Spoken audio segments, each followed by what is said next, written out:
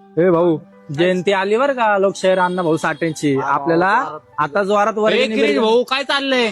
बोल की. अरे आपल्या वर्गाने पुस्तक कुठे आहेत? आपल्या लोकशाहीर अण्णाभाऊ साठेंची जयंती आलेले जवळ. अरे ते सगळं झालं, पण आपले सभासदांचे वर्गणी कधी जमा करायचे? पहिले आपली जमा करा ना, मग बघू दुसऱ्यांचं. भावांनो, यावेळेसची जयंती आहे ना एकदम जोरात झाली पाहिजे.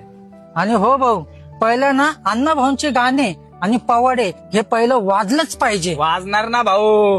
अरे पहिलं गाणं हेच असणार. माझी मैना गावाकडे राहिली, माझ्या जीवाची होती या काहिली.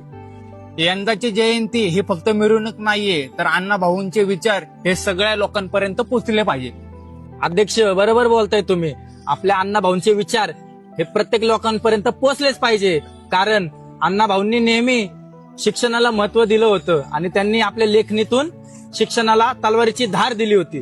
त्याच्यामुळे आपण काय केले, फक्त मिरवणूकच नाही ठेवली, तर ह्या वेळेस आपण काय काय कार्यक्रम करणार आहे. सकाळी व्याख्यान घेणार आहे. त्या व्याख्यानमध्ये अण्णाभाऊंची जी कादंबरी होती फेमस फकीरा, त्या फकीरा कादंबरीवर व्याख्यान द्यायला आपण एका माणसाला बनवणार आहे. तसंच दुपारी वस्तीतल्या सगळ्या लोकांसाठी जेवण ठेवले, महाप्रसादाचा कार्यक्रम ठेवणार आहे. आणि त्याचप्रमाणे आपल्या वस्तीतल्या आणि आजूबाजूच्या प्रभागातल्या मुला मुलींसाठी मोफत वह्या पुस्तकं वाटप हा कार्यक्रम ठेवणार आहे. आणि हे सगळे कार्यक्रम झाल्यानंतर संध्याकाळी जल्लोषामध्ये अण्णाभाऊंची मिरवणूक काढायची.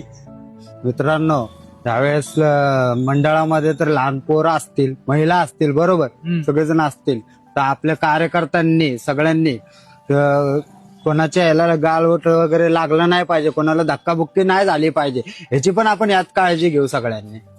आणि त्यासोबत पोलिसांना पण जास्त त्रास नाही झाला पाहिजे, किंवा कोणाची भांडणं होती हे होते ते पण नाही झाले पाहिजेत. बरोबर बोलतोय तू भाऊ. आपल्या अण्णाभाऊ साठेंनी आयुष्यभर शोषितांसाठी, शेतकऱ्यांसाठी आणि कष्टकरी वर्गासाठी म्हणजेच कामगारांसाठी आयुष्यभर काम केले.